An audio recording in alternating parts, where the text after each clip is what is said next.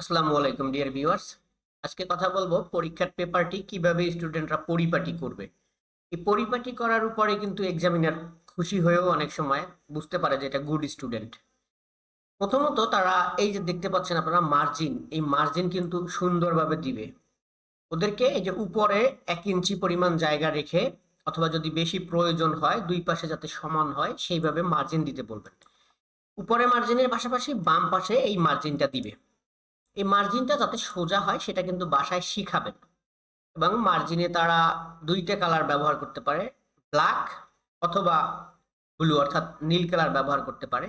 এবং এই মার্জিনটা তারা সাইন পেন থেকে কিন্তু দিতে পারে। সাইন পেন বলতে জেল পেন, আবার মোটা সাইন পেন না, জেল পেন, যেটা কলমের থেকে একটু মোটা কালার হয়, সেই কালিটা থেকে কিন্তু এই 2টা মার্জিন তারা দিবে প্রত্যেকটা পেজে। এটা বাসায় বসে ওদের প্র্যাকটিস করাবেন।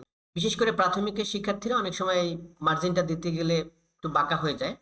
এটা দেওয়া শিখাবেন যেহেতু সামনে পরীক্ষা। এরপরে ওরা উত্তর লেখা শুরু করবে। দেখেন এটা শিখিয়ে দিবেন।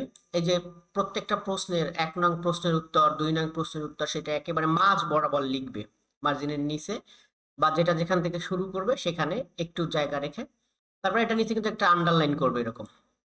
এবং এটাও কিন্তু ওরা যে কোনো কালার ব্যবহার করতে পারে, নীল কালার অথবা ব্ল্যাক কালার। কিন্তু ওই লাল কালার বা অন্য কোনো কালার ব্যবহার না করাই ভালো, হলুদ সবুজ এগুলো না করাই ভালো। কালো কালি দিয়ে লিখে নীল কালার থেকে দাগটা টানতে পারে, এটা করলে সবচাইতে ভালো হয়। মার্জিন কালো অথবা নীল কালার থেকে দিতে পারে।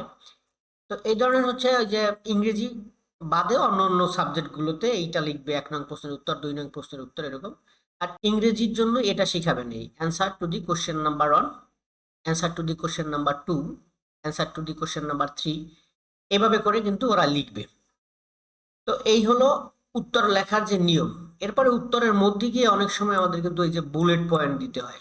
শিক্ষার্থীরা যে ভূমিকা বা যে কোনো একটা বিষয়ের সংজ্ঞা সেইটা যখন লিখবে তখন ওইটা বুলেট পয়েন্ট, সেই পয়েন্টটা লিখে সেটাও কিন্তু একটু ভিন্ন কালার দিয়ে লিখতে পারে, নীল কালার দিয়ে লিখতে পারে। যদি উত্তর তো কালাকালি দিয়ে লিখবে, ওটা নীল কালি দিয়ে লিখবে এবং নিচে আন্ডারলাইনটাও নীল কালি দিয়ে দিতে পারে।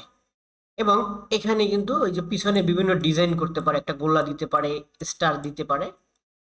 কিন্তু সেটা ডিপেন্ড করবে সময়ের উপরে কত দ্রুত ও এটা করতে পারে। ছোট একটা ডিজাইন, একটা স্টার দিবে, একটা গোলা দিবে। বুলেট পয়েন্ট গুলো এগুলোকে বলে বুলেট পয়েন্ট। ঠিক বাংলায় যেরকম বুলেট পয়েন্ট থাকে ইংরেজিতেও কিন্তু এরকম বুলেট পয়েন্ট দিতে পারে।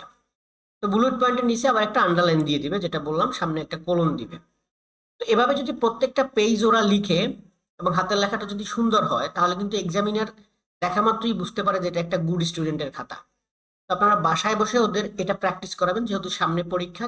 উত্তর লেখার বিষয়টা পরিপাটি করে ওদের পেপারটা, উত্তরপত্রটা যাতে পরিপাটি হয় সেই বিষয়টা ওদের বাসায় শেখাবেন। এটাই ছিল আজকে মূলত আপনাদের সাথে শেয়ার করার বিষয়। ভালো থাকবেন, সবাইকে ধন্যবাদ। আসসালামু আলাইকুম।